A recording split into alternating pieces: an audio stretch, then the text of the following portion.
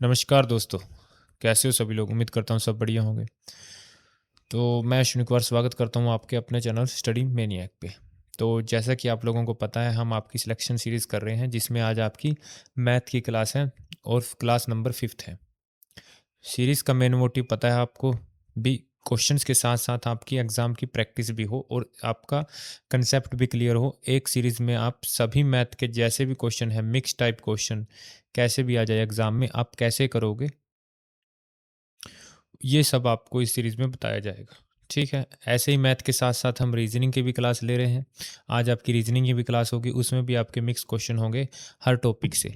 Mix question करने से आपका ये फ़ायदा होगा भी, आपकी ना रिवीजन होती रहेगी सभी टॉपिक्स की, और जिन बच्चों ने बिल्कुल भी कुछ नहीं किया है वो भी मिक्स टॉपिक के साथ अपना सिलेबस जल्दी कवर कर सकते हैं। तो शुरुआत करते हैं आज की क्लास की। पढ़िए, पहला क्वेश्चन क्या है। एक दुकानदार एमआरपी पर 20% की छूट देता है। जोगिंदर कम कीमत पर 20% की अतिरिक्त छूट पर दुकान से एक सूटकेस खरीदता है।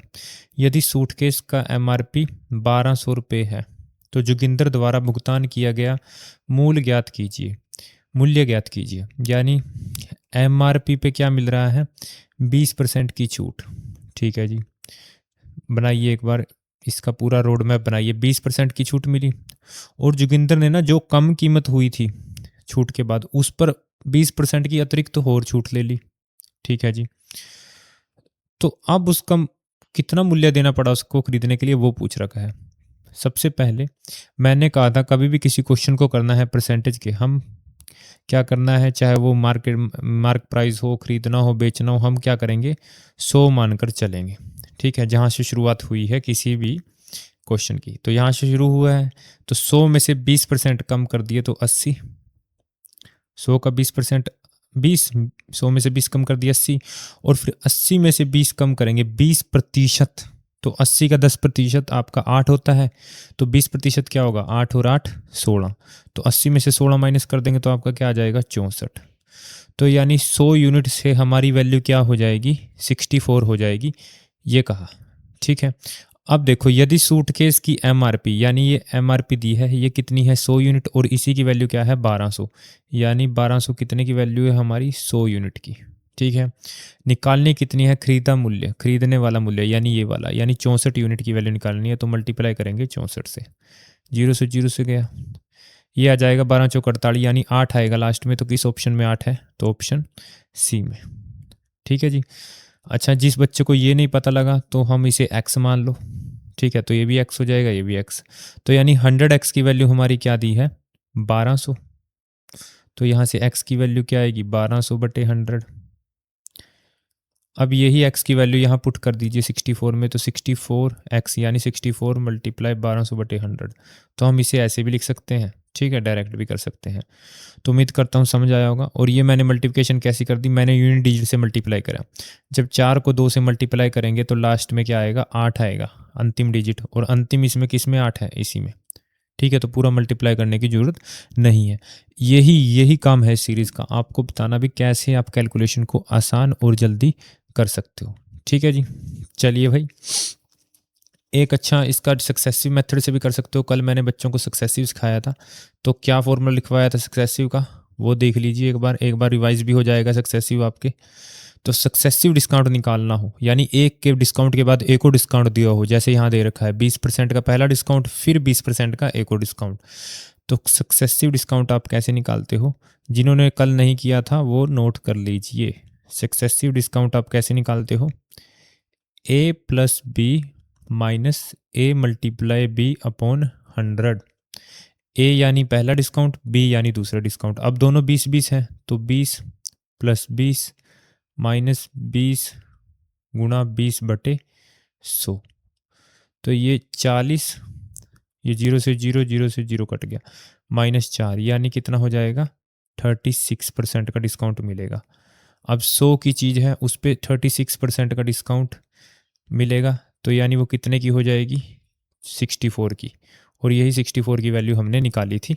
ठीक है जी, तो सक्सेसिव डिस्काउंट भी आप इससे भी कर सकते हो इस क्वेश्चन को। तो मैंने दोनों मेथड करा दिए हैं। चलिए, उम्मीद करता हूँ समझ आया होगा। चलिए नेक्स्ट क्वेश्चन देखिए। सेम वैसे ही है क्वेश्चन, थोड़ा ध्यान से पढ़िए। महेश ने अपने स्टॉक का 3/4 20% के लाभ पर और शेष स्टॉक का 15% के लाभ पर बेच दिया।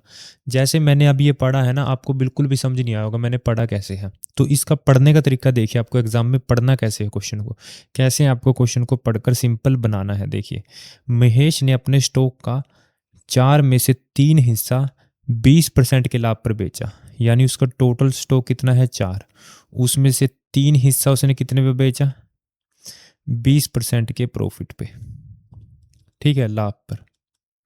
अब समझ में आया। और जो बचा है रिमेनिंग है वो 15% के लाभ पर। बचा कितना, 1, वो कितने के लाभ पर, 15% के लाभ पे। अब आया समझ में क्वेश्चन। तो टोटल गेन और परसेंटेज निकालिए। तो टोटल गेन कितना होगा, 1 पर 20 का लाभ हुआ है तो 3 पर कितना होगा, 20 थी, 60% का लाभ होगा यहाँ पे, प्लस 15 एकम 15%, तो टोटल लाभ कितना हुआ है 75% का, ठीक है, 75% का। और वस्तुएं कितनी है हमारी 4, तो भाग कितने से करेंगे, 4 से, एक वस्तु पे आ जाएगा लाभ, तो ये हो जाएगा हमारा 18.75, जो कि अप्रोक्सीमेट क्या हो जाएगा, 19, ठीक है जी। तो इसका आंसर हो जाएगा ऑप्शन ए। तो आपको क्वेश्चन को ना पढ़ना आना चाहिए, कैसे क्वेश्चन को पढ़ना है।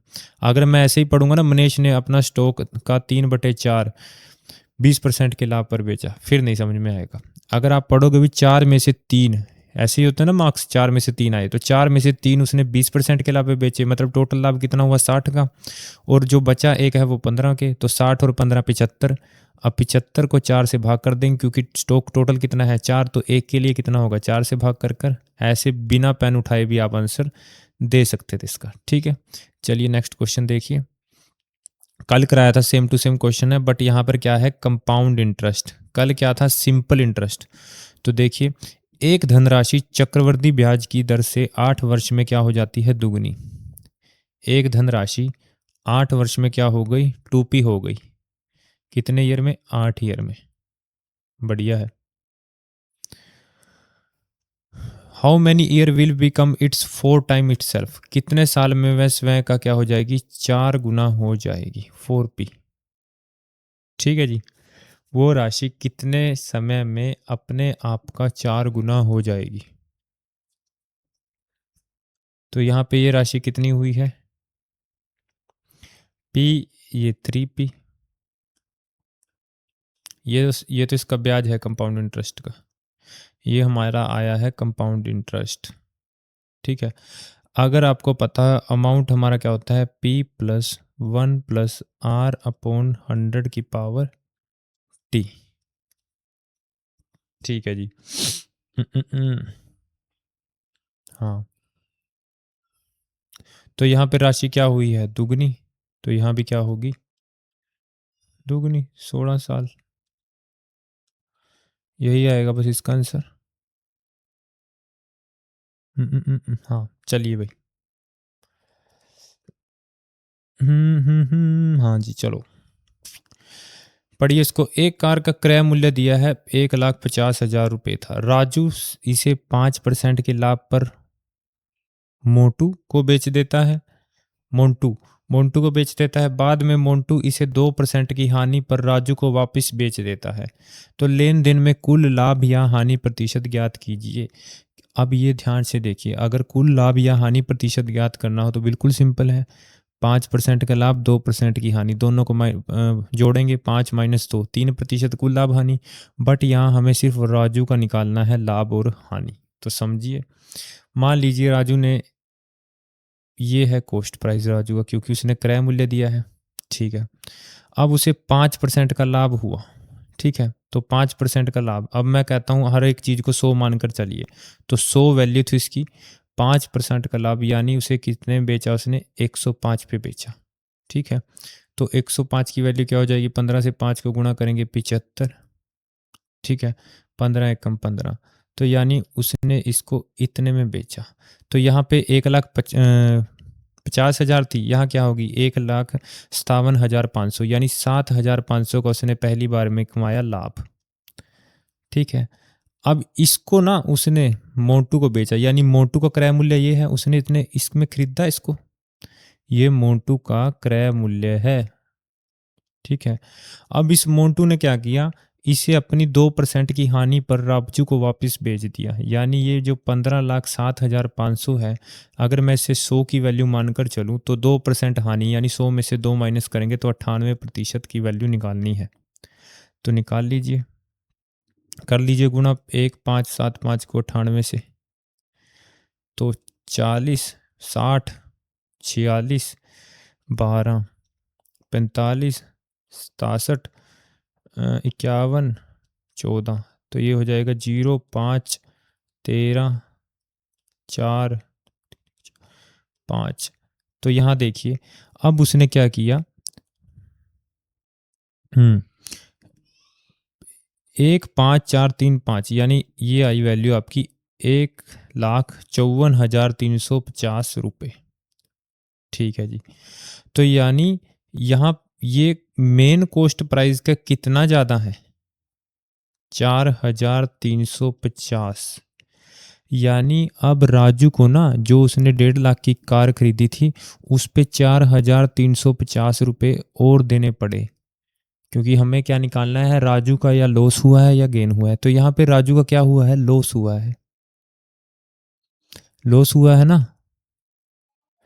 मोंटू का नहीं निकालना, मोंटू का निकालता तो मैं इससे माइनस करता, मैंने निकालना सिर्फ राजू का है, तो राजू ने तो यही है ना राजू का क्रय मूल्य, तो ये मोंटू का क्रय मूल्य है, ये क्या है, राजू का, तो इसलिए मैंने इससे माइनस किया। तो यहाँ पर ये हुआ है इसे लॉस, क्योंकि इसने इसको ज़्यादा पैसे देने पड़े खरीदने के लिए, क्योंकि अब ये राजू का दूसरा क्रय मूल्य आया है, क्योंकि राजू ने यहाँ पर मोटू से कार खरीदी है। तो यहाँ पे 4,350 ज़्यादा देने पड़े, यहाँ पर 7,500 का लाभ कमाया था। अब दोनों को माइनस कर लीजिए, लाभ माइनस लॉस, तो ओवरऑल आ जाएगा, लाभ होगा क्या, प्रॉफिट होगा, लाभ के लिए प्लस, लॉस के लिए माइनस, तो कर दीजिए माइनस, ये आ जाएगा 0,5315। अब प्लस की वैल्यू बड़ी है तो प्लस, तो यानी यहाँ पे राजू को प्रॉफिट हुआ टोटल, तो ऑप्शन होगा आपका सी। ठीक है, एक बार समझिए मैप को दोबारा से, ये मैं वैल्यू नहीं कराऊंगा, अब इसको मैं एक ब्लूप्रिंट बनाऊंगा कैसे ये चीज़ चली है आपकी। ठीक है, कैसे ये आपकी चीज़ चली है, चलो एक सेकंड यहाँ पे बता देता हूँ मैं। क्या हुआ, राजू ने कार को खरीदा, ये राजू का कॉस्ट प्राइस है। ठीक है, अब उसने मोटू को बेच दिया। ठीक है, अब मोटू का ये कॉस्ट प्राइस है। ठीक है, क्योंकि मोटू ने इसे खरीदा है। अब मोटू ने फिर से क्या किया, राजू को बेच दिया।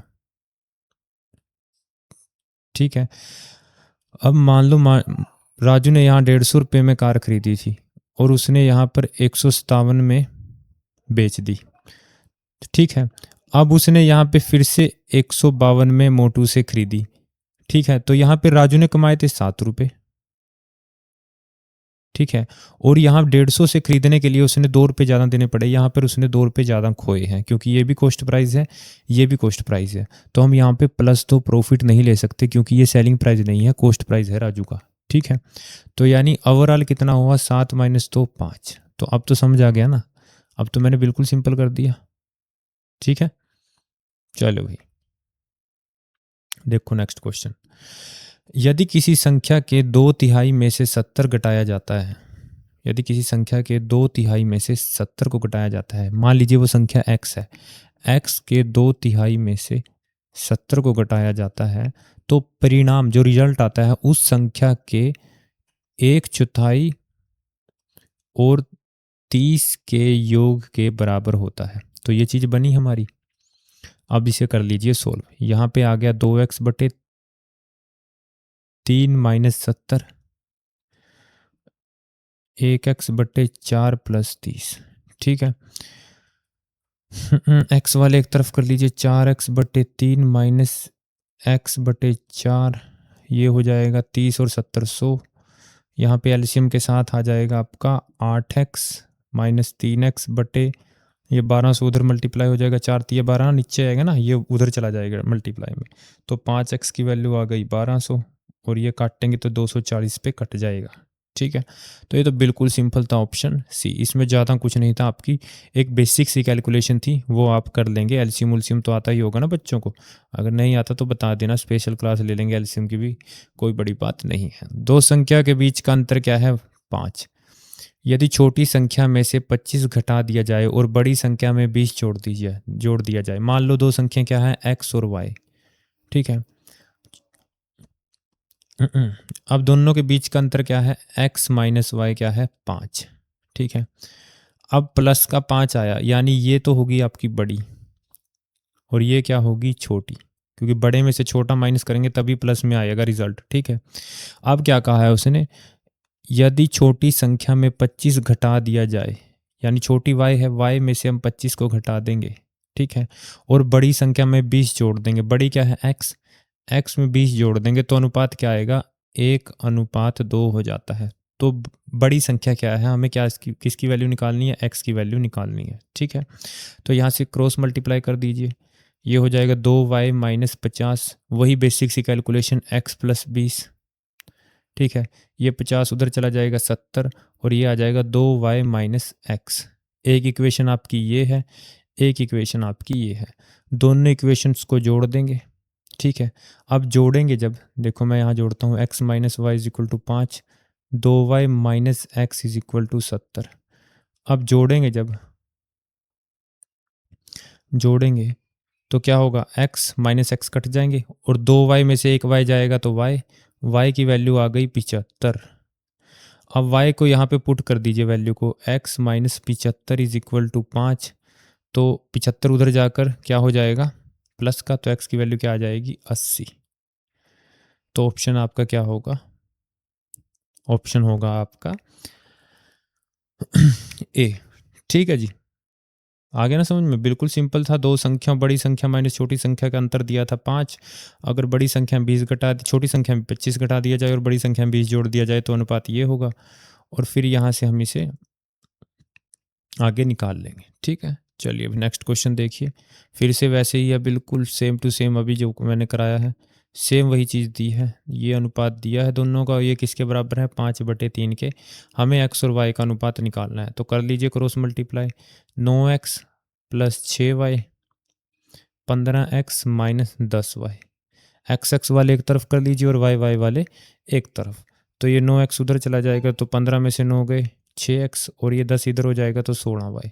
हमें क्या निकालना है, x अपॉन y, यानी ये y नीचे जाना चाहिए, तो क्या हो जाएगा x अपॉन y, और ये 6 जो मल्टीप्लाई में है वो 16 के डिवाइड में चला जाएगा, तो ये आ जाएगा आपका 3, 8, यानी 8/3 आपका x और y का अनुपात होगा, तो जो कि ऑप्शन बी दे रखा है, ठीक है जी, सिंपल है ये भी। चलिए नेक्स्ट क्वेश्चन देखिए, 3 के 4 क्रमागत गुणाज का योग 78 है, यानी consecutive multiple of 3 is 78, sum of fourth consecutive multiple of 3 is 78, ठीक है।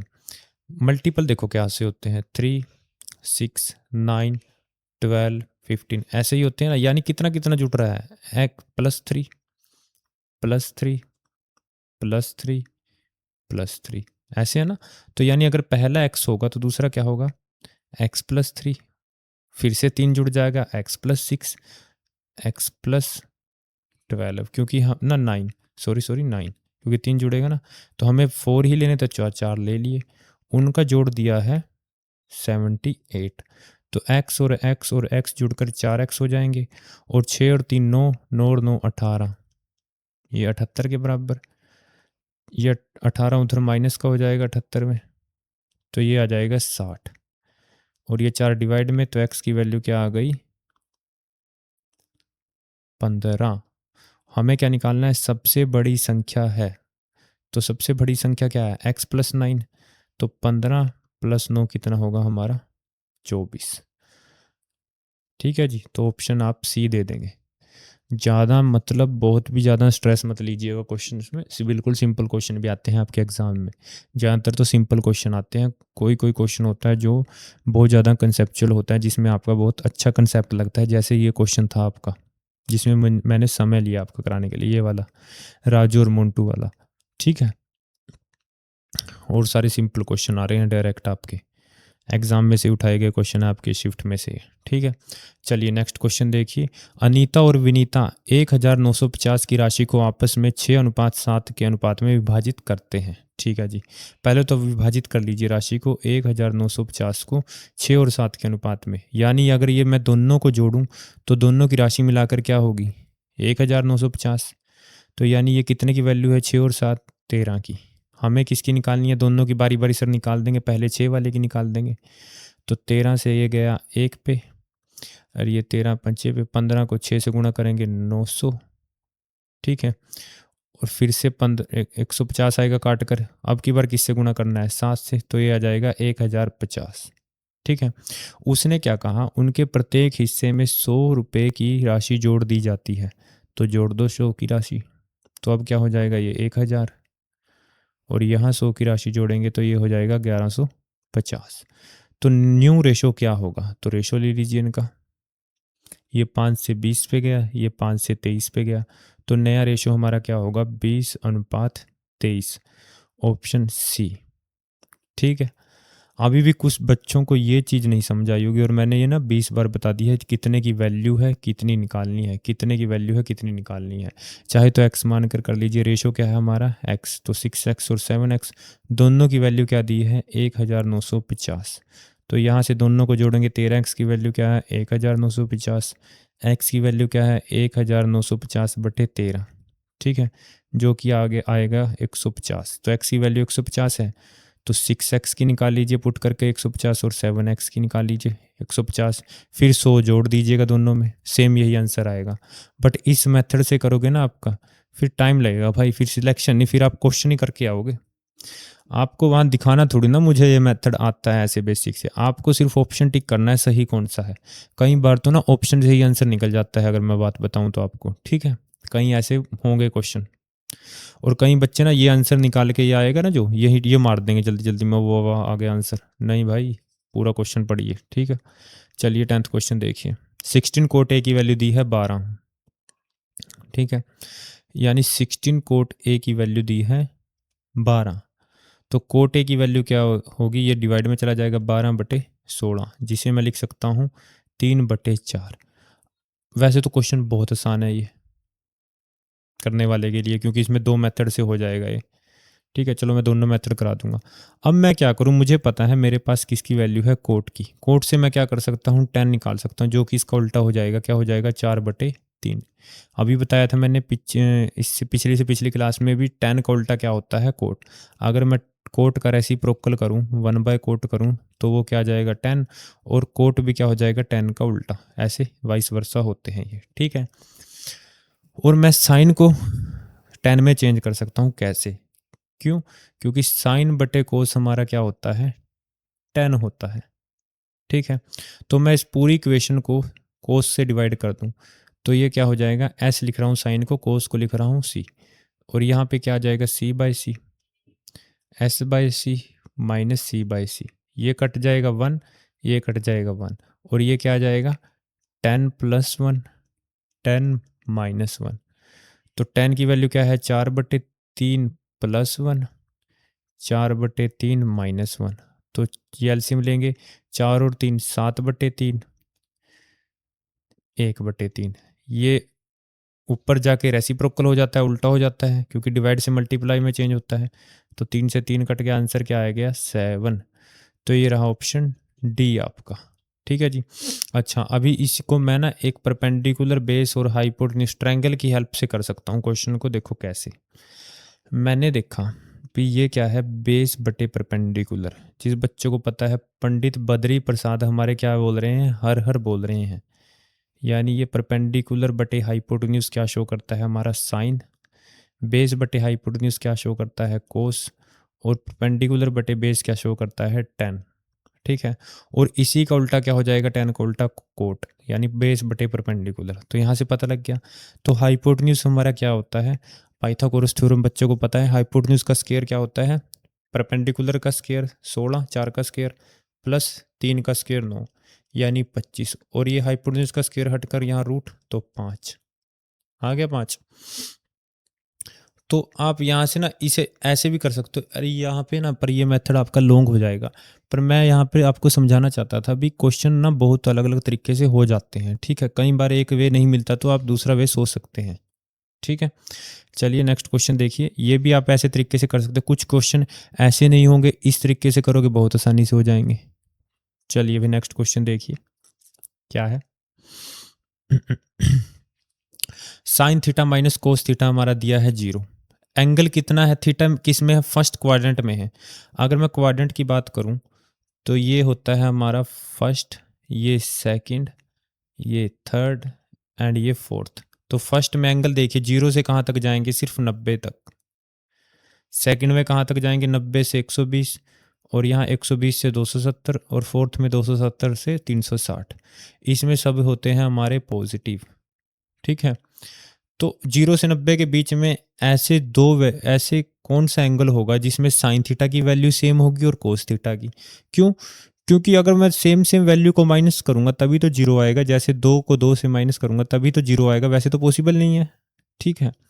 तो एक ही वैल्यू है। अगर आपको टेबल मैंने जो बताया था आपका सेकंड क्लास में ना, सेकंड, हाँ सेकंड क्लास हुई थी जो आपकी, सेकंड लेक्चर था, तो 45 डिग्री एक ऐसा एंगल है जिसपे साइन 45 भी क्या होता है, 1/√2, एंड कोस 45 भी हमारा क्या होता है, 1/√2 होता है। यानी थीटा की वैल्यू यहाँ से क्लियर हो गई भी आपकी क्या है, 45। क्योंकि अगर मैं दोनों को माइनस करूंगा तभी ये क्या आएगा, 0 आएगा। तो थीटा की वैल्यू क्या हो गई, 45। अब यहाँ पे पुट कर सकते हो आप। तो 45 यानी 1/√2 का क्या करना है, हमें क्यूब करना है, plus 3 cos cube theta. Cos cube यानी फिर से 1/√2 का क्यूब करना है, ठीक है। तो ये तो आ जाएगा 1√2 बन गया, और फिर √2 प्लस 3/2√2, ठीक है। अब ये नीचे सेम है तो 2√2 ऊपर जुड़ जाएंगे, 3 और 1 4, ये 2 से 2 पे गया, और √3 को हम ऊपर लेकर आएंगे ना, √2 को हम ऊपर लेकर आएंगे कैसे करके, रैशनलाइज करके, √2 ऊपर भी मल्टीप्लाई, √2 नीचे भी मल्टीप्लाई। तो ये हो जाएगा हमारा 2√2/2, 2 से 2 कट गया, ये आ गया हमारा √2। आंसर ऑप्शन सी आंसर हो जाएगा, ठीक है भाई। समझ आया ना ये रैशनलाइज कैसे करते हैं। हमें कभी भी रूट को नीचे नहीं रखना है, इसलिए क्या करना है, जो ये रूट दिया है इसी को ऊपर मल्टीप्लाई कर दो और नीचे मल्टीप्लाई कर दो। √2 गुना होकर हमारे 2 बन जाते हैं, देखो कैसे, √2 मल्टीप्लाई, √2 का स्क्वायर, स्क्वायर से रूट कट जाएगा तो 2, तो 2 बन गया, और ये 2√2 हो गया, 2 से 2 कट गया, √2 आंसर, ठीक है। और यहाँ पे आपको पता लग गया होगा सेम वैल्यू थी तभी ये माइनस करके 0 आएंगे। तो सेम वैल्यू कौन से एंगल पर आती है, 45 डिग्री पर। जिसे टेबल नहीं बनाना आता सेकंड क्लास में देख लीजिए, वहाँ पर टेबल मैंने बनाना सिखाया हुआ है। अगर नहीं पता लगा तो बता देना, मैं एक शॉर्ट वीडियो डाल दूंगा छोटी सी में, 3 मिनट में आपका ये सारा टेबल बनाना आ जाएगा आपको, ठीक है। चलिए भाई नेक्स्ट क्वेश्चन देखिए, सिंपल है ये भी आपका।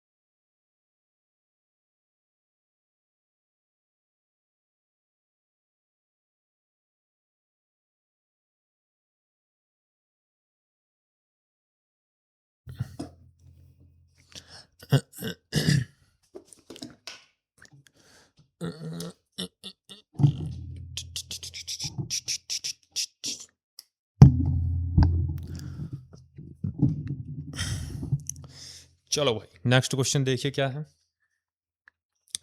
अंदर से रूट को सोल्व करते जाना है ऐसे, ठीक है। क्योंकि इधर से तो हम इधर जा नहीं सकते, तो इधर से सोल्व करते से जाएंगे, ठीक है। तो कैसे करेंगे, एक सेकंड में थोड़ा सा माइक को सेट कर देता हूँ। चलो भाई, तो आपने देखा भाई, जो आपका रूट सोल्व अच्छे से हो रहा है, तो ये करो सबसे पहले सोल्व। ये किसका रूट है? अंडर रूट किसकी वैल्यू है? 6 की। 6 का रूट 36 का रूट क्या होता है? 6। और 6 और 19 क्या हो जाएंगे हमारे? 25। और इस 25 के ऊपर रूट है सारे के ऊपर, यानी ये 25 किसका रूट है? 5 का।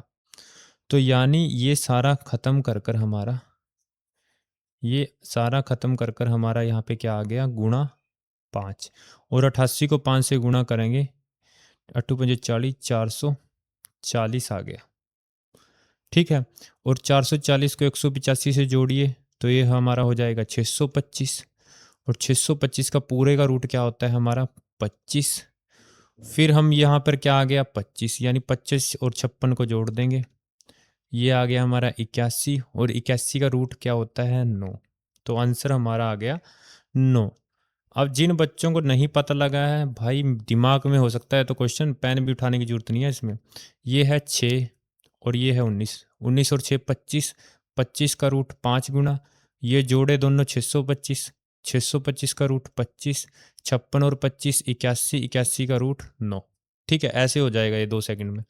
चलिए भाई नेक्स्ट क्वेश्चन देखिए, सिंप्लीफाई करिए। सबसे पहले बोर्ड मास लगाते हैं, ब्रैकेट को ओपन करेंगे, डिवीजन करेंगे, मल्टीप्लिकेशन करेंगे, एडिशन करेंगे, देन सब्ट्रैक्शन करेंगे। ठीक है, सबसे पहले ब्रैकेट को करिए ओपन, यानी 2 और 1 3, 3 दूनी 6, तो ये -6 हो गया। ठीक है, प्लस, अब ये मल्टीप्लिकेशन है, ये ब्रैकेट को करिए सोल्व। 17 में से 2 गए 15, ब्रैकेट के ओपन करने के बाद डिवीजन करनी है। 15 से गया 3 पे। ठीक है, तो 3 मल्टीप्लाई 2, और ये डिवीजन कर सकते हैं, तो ये आ जाएगा 180 गुणा। ठीक है जी, अब ये तो मल्टीप्लाई कर लीजिए, 3 2 6 -6, 18 को 6 से गुणा करेंगे, आपका आ जाएगा ये 108, जीरो के लिए 0 -6, तो ये आंसर आ जाएगा 1074।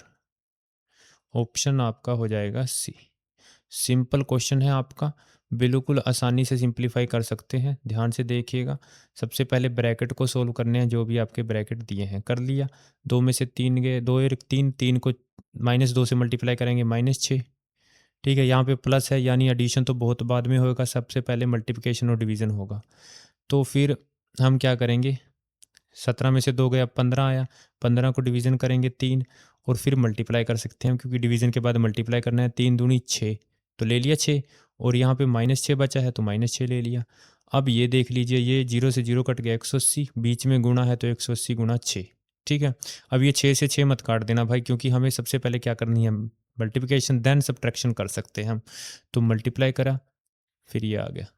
ठीक है जी, क्योंकि कई बच्चे 6 से 6 काट कर 0 18 180 को 0 से गुणा करेंगे, आंसर 0 दे देंगे या 180 दे देंगे। ठीक है, ये गलती है भाई आपकी। चलिए नेक्स्ट क्वेश्चन देखिए, समझिए क्वेश्चन को, बिल्कुल सिंपल क्वेश्चन है। एक चीज़ नोट कर लीजिएगा इसमें, अगर किसी भी इक्वेशन का आपको रूट दिया है, यानी ये देखा है -5 is a root of quadratic equation, यानी ये जो दिया है रूट, ये x की वैल्यू है। x क्या दिया है? -5। तो हमें क्या वैल्यू फाइंड आउट करनी है? हमें फाइंड आउट करना है p और k की वैल्यू। तो सबसे पहले इस इक्वेशन में हमें x की वैल्यू गिवन है, तो इसमें x की वैल्यू पुट कर दीजिए। 2x का स्क्वायर यानी -5 का square plus -5 -15 is equal to 0। ठीक है, -5 का square 25, 50 -5p -15 is equal to 0। 50 में से 15 गया 35, -5p is equal to 0। 5p किसके बराबर हो गया? 35 के। तो यहाँ से p की वैल्यू क्या आ गई? 7। अब p की वैल्यू आ गई है, p की वैल्यू और k x की वैल्यू को यहाँ पे पुट कर दीजिए, बचेगा क्या? सिर्फ k, तो k की निकाल दीजिए। सबसे पहले तो 7 किस में दिया है? ये -7 है, ये -7 है, तो इन दो ऑप्शन में से एक होगा। ठीक है, तो कर लीजिए पुट। तो p की value 7, k x square -x का स्क्र यानी 25 प्लस, ध्यान से देखिएगा यहाँ भी डी मास है आपका, हर जगह बोर्ड मास होता है कैलकुलेशन में आपका। अंदर ब्रैकेट को सोल्व करेंगे, 25 प्लस -5 एक्स की वैल्यू -5 है ना, तो माइनस आ गया, इज इक्वल टू 0। तो ये अंदर मल्टीप्लाई कर लीजिए, ठीक है ना, 25 के -5, हाँ पी सारे के साथ मल्टीप्लाई है ना, तो ये हो जाएगा आपका 25 को 7 से गुणा करेंगे 175 के, -35 इक्वल टू 0। ये 35 उधर चला जाएगा, के की वैल्यू क्या आ जाएगी, 35/175, 5 से ये 3 पे 35, 7 7 बचे 35, तो यानी 1/5, जिसे हम क्या लिख सकते हैं, 0.2। तो प्लस का 0.2 और 7 आपका आंसर आ गया ऑप्शन ए। इतना समय नहीं लगता भाई इस क्वेश्चन को करने में, सिर्फ 20 और 30 सेकंड लगेंगे आपकी अगर स्पीड अच्छी है। आप सीधा इसे क्या लिखेंगे, 50, इसे क्या लिखेंगे 5p और -15, 50 में से 15 गए 35, 5p के बराबर, p की वैल्यू 7, सीधा यहाँ पुट करेंगे 25 के 25 के -5 गुणा 7, ठीक है, और ये 7 मल्टीप्लाई में उधर जाकर 0 के डिवाइड में हो गया, तो 25 के किसके बराबर है, 5 के की वैल्यू क्या होगी 5/25 यानी 1/5। ये मैंने 7 ऐसे गलती से मल्टीप्लाई कर दी दिया 0.2, तो ये लॉन्ग हो गया ना इसलिए, ठीक है। चलिए भाई नेक्स्ट क्वेश्चन देखिए। एक त्रिभुज के दो कोण 1:2 के अनुपात में है, इन्हीं दोनों कोणों का योग तीसरे कोण के बराबर है, तो छोटे कोण की माप ज्ञात कीजिए। सबसे पहले आपको पता होना चाहिए एंगल सम प्रॉपर्टी क्या होती है, एंगल जोड़ की प्रॉपर्टी क्या होती है। एंगल सम प्रॉपर्टी यानी त्रिभुज के तीनों कोणों का जोड़ क्या होता है, 180। जिन बच्चों को बिल्कुल कुछ नहीं पता, ठीक है, तीनों कोणों का जोड़ क्या होता है, 180।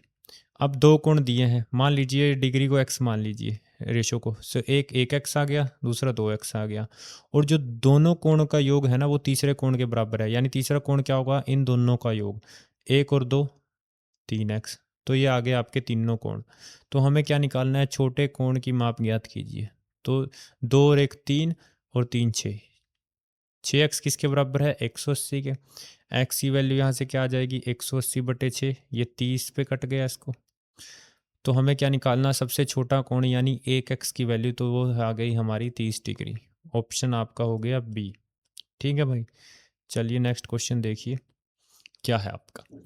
3 सेंटीमीटर आधार त्रिज्या और 5 सेंटीमीटर ऊंचाई के एक ठोस धातु के बेलन को पिघलाकर प्रत्येक 1 सेंटीमीटर ऊंचाई और 1 मिलीमीटर आधार त्रिज्या के शंकु बनाए जाते हैं। मतलब एक बेलन को पिघलाकर ना क्या करेंगे, शंकु बना देंगे, ठीक है, छोटे छोटे क्या कर देंगे, शंकु बना देंगे। तो वॉल्यूम जो इसकी होगी वही वॉल्यूम इन सभी की होगी जोड़कर, यानी वॉल्यूम गुणा जितने ये हैं n, ठीक है। मान लीजिए ये 8 वॉल्यूम थी और इसे कितने बनाए हैं, 3 शंकु बनाए हैं, n की वैल्यू 3 है, तो वॉल्यूम कितनी होगी दूसरे की, तो ये 3 से डिवाइड हो जाएगा, ठीक है भाई। तो यानी जितनी वॉल्यूम इसकी है उतनी वॉल्यूम इसकी होगी, क्योंकि इसी को पिघलाकर बनाए है ना, कोई नया मेटल नहीं ऐड किया है, तो दोनों की वॉल्यूम क्या होगी, सेम। हमें क्या निकलना है, इस प्रकार बनाए गए कितने शंकु होते हैं, तो n की वैल्यू क्या होगी, दोनों की वॉल्यूम सेम है, तो ये वॉल्यूम उधर डिवाइड में चला जाएगा, यानी सिलेंडर की वॉल्यूम डिवाइड बाय कोण की वॉल्यूम, ठीक है भाई। नोट कर लीजिए n क्या होता है, दोनों की वॉल्यूम का डिवाइड कर कर हमारी n की वैल्यू आ जाती है, यानी नंबर ऑफ कोण या नंबर ऑफ स्फीयर, बहुत आते हैं ऐसे क्वेश्चन भाई, ठीक है। तो सिलेंडर के वॉल्यूम का फॉर्मूला आपको पता हो तो ये होता है, लिख लीजिए उसे, वॉल्यूम ऑफ सिलेंडर हमारा क्या होता है, πr²h। ये h क्या है, हाइट, और r क्या है, रेडियस।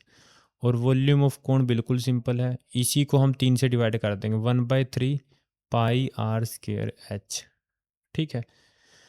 तो हमें दोनों को डिवाइड करना है, यानी volume of cylinder πr² divide by 1/3 πr²h।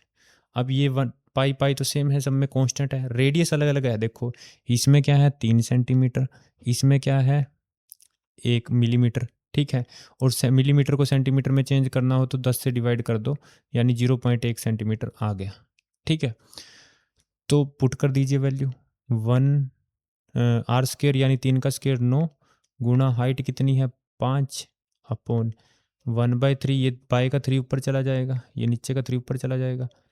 r² यानी 0.1 का स्क्वायर यानी 1/10 गुणा 1/10 इंटू हाइट, हाइट कितनी है 1, ये 10 भी दोनों क्या हो जाएंगे ऊपर चले जाएंगे, ये बन जाएगा 100, 10 10 100 कर लीजिए मल्टीप्लाई, 5 3 15, 15 नी में 105 और गुणा 100 करेंगे तो 2 जीरो लग जाएंगे। तो ये हमारे आ गए नंबर ऑफ शंकु, यानी ऑप्शन बी आपका आंसर हो गया।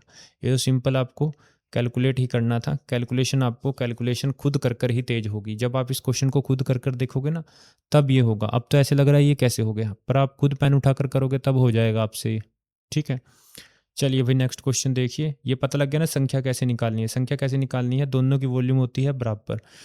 वॉल्यूम कब बराबर होगी, बड़े सिलेंडर को छोटे छोटे टुकड़ों में किया गया है, यानी जितने टुकड़े गुणा पर टुकड़े की वॉल्यूम बड़े वाले के बराबर होगी। ठीक है, चलिए अभी नेक्स्ट क्वेश्चन देखिए। एक वर्ग का विकर्ण डायगोनल दिया है ये, यदि एक आयत की लंबाई और चौड़ाई 5:2 है जिसका क्षेत्रफल वर्ग के क्षेत्रफल के बराबर है तो आयत की लंबाई कितनी होगी। यानी यहाँ से हमें पता लगा भी एरिया ऑफ जो रेक्टेंगल है ना, आयत है, उसका एरिया किसके बराबर है, एरिया ऑफ स्क्वायर के। ठीक है जी, और हमें क्या दिया है, डायगोनल की वैल्यू दी है स्क्वायर के। ठीक है, डायगोनल ऑफ स्क्वायर दे रखा है, क्वेश्चन आंसर दिख गया है मुझे। डायगोनल ऑफ स्क्वायर दे रखा है, क्या दे रखा है, √200। जिन बच्चों को पता है डायगोनल ऑफ स्क्वायर क्या होता है, ये आपका स्क्वायर है, ये आपका डायगोनल है। आपको पता है ये ए है, ये ए है, तो ये क्या होगी √2 है। पाइथागोरस थ्योरम से ये आपकी क्या आ जाएगी √2a। तो यानी √2a की वैल्यू क्या है √200, ए की वैल्यू क्या आ जाएगी √200 बटे √2, ये हो गया √100, जिसे सोल्व करेंगे हमारा आ जाएगा 10। ए की वैल्यू 10 आ गई तो ए का स्क्वायर क्या आएगा,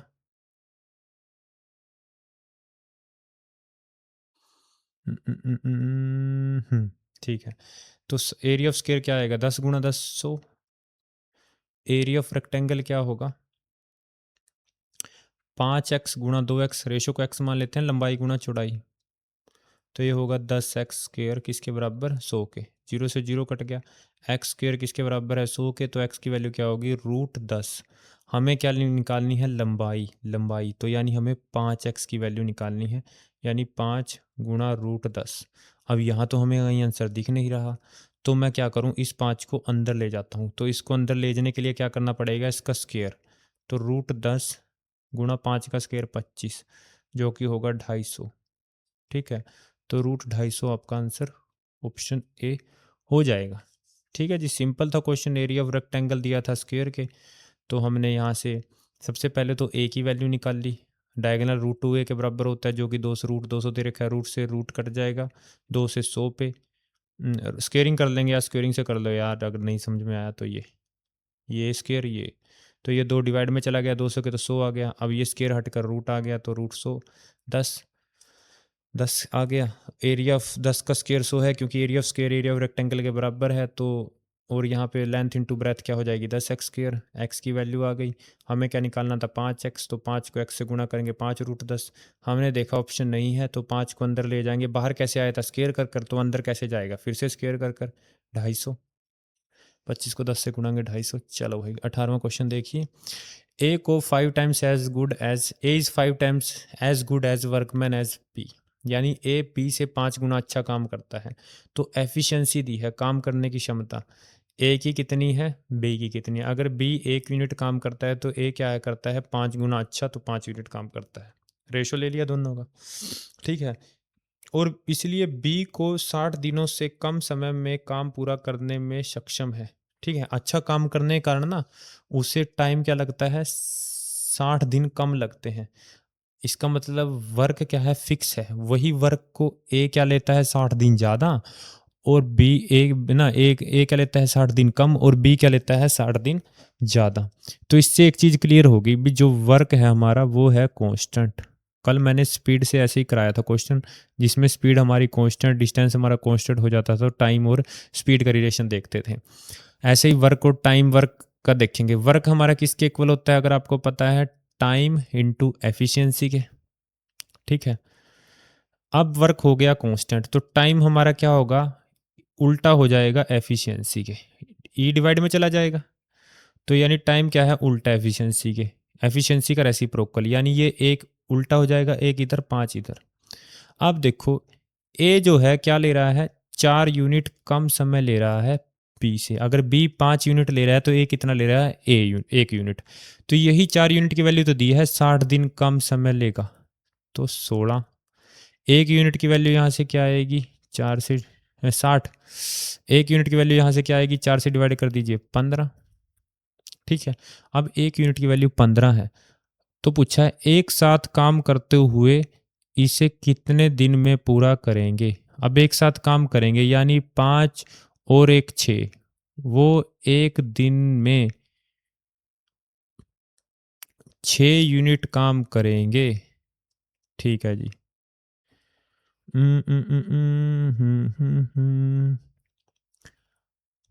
और टोटल वर्क क्या है, टोटल वर्क निकाल लीजिए। टोटल वर्क हमारा क्या होगा, टाइम इनटू एफिशिएंसी। ठीक है, तो 15 यूनिट, एक यूनिट की वैल्यू 15, तो ये एक यूनिट की वैल्यू क्या है 15। तो टाइम इनटू एफिशिएंसी ले लीजिए, क्या आ जाएगा टोटल वर्क। तो 15 को 5 से गुणा करेंगे, ये 75 आ गया टोटल वर्क। भाई दोनों केस में सेम ही है ये। अब ये एक यूनिट की वैल्यू 15 है, तो यहाँ भी ये 5 की वैल्यू क्या होगी, 15 पंजे 75। टोटल वर्क क्या होगा, टाइम इंटू एफिशिएंसी, यानी 75 गुणा 1 फिर से 75। तो मैंने टोटल वर्क निकाल लिया। ठीक है, टाइम क्या होगा हमारा, यहीं से इसी फॉर्मूले को लिख लीजिए, time is equal to work upon efficiency. Work कितना है 75, और काम करने की क्षमता कितनी है, दोनों की इकट्ठे कर रहे हैं ना काम, तो 6। ये 3 से, ये 3 से 2 पे, ये 25, और इसे मैं क्या लिख सकता हूँ, 12 से ही 1/2। तो ऑप्शन हो जाएगा ए। ठीक है भाई, बिल्कुल सिंपल क्वेश्चन था ये। अगर मैं ऐसे डायरेक्ट करूँ ना, ऐसे ही हो जाएगा ये। हमने देखा भी 5 एफिशिएंसी ए की बहुत अच्छी है, वो 5 यूनिट ज़्यादा काम करता है बी से।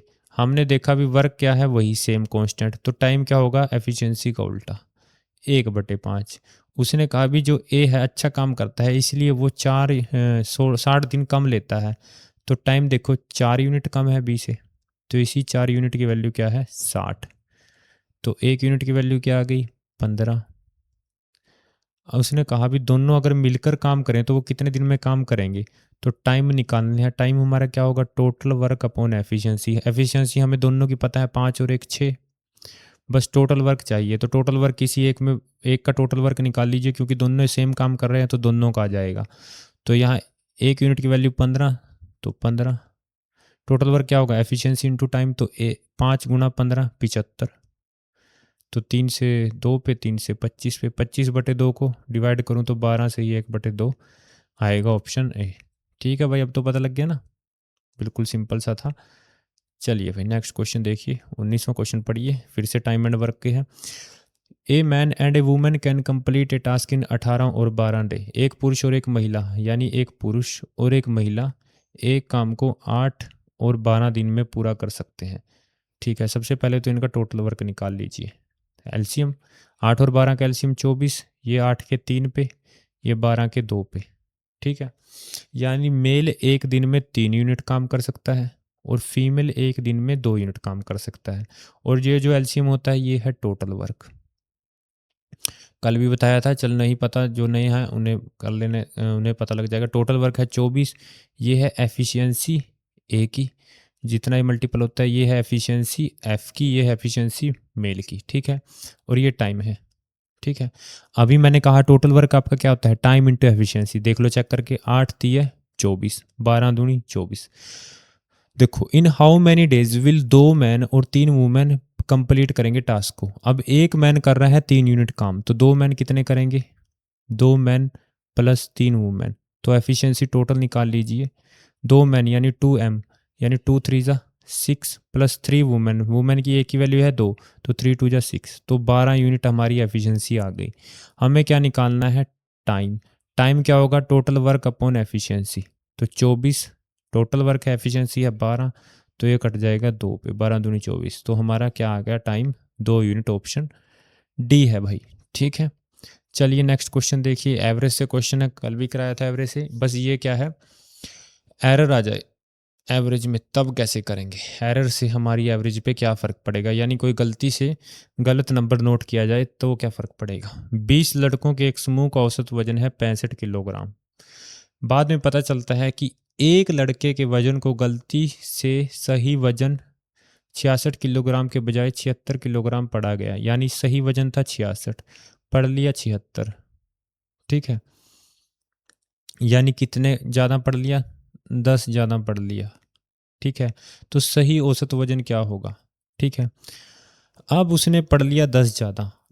अब पूरी क्लास में के 20 लड़के हैं, एक लड़के की वजह के एक लड़के के ज़्यादा वजन पढ़ने से पूरी क्लास की एवरेज पे क्या फ़र्क पड़ेगा? देखिए, अब क्या है, सही औसत वजन करना है, यानी ये हो गया 10 ज़्यादा, क्योंकि 10 ज़्यादा पढ़ा गया है। अब 10 ज़्यादा पढ़ा गया है तो कितने बच्चों पर? 20 पे, तो डिवाइड कर देंगे 20 से। अगर 30 से होता तो 30 से डिवाइड करते, तो डिवाइड से करते हैं 20 से, तो ये हो जाएगा 0.5 ज़्यादा पढ़ा गया। ठीक है, तो सही करने के लिए हम क्या करेंगे? जो हमारी एवरेज है उसमें से 0.5 कम कर देंगे, ये हो जाएगा 64.5, ऑप्शन डी।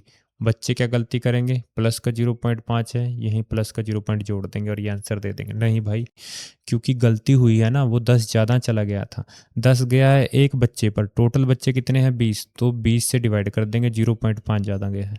हमें करना है सही, अगर पूछा होता गलत वजन तो ये तो है ही था, हमें करना है सही, क्योंकि ये तो गलत है ना, तो सही करने के लिए 5 को क्या करना होगा? जो बड़ा है उसे कम कर देंगे, तो ये आ जाएगा।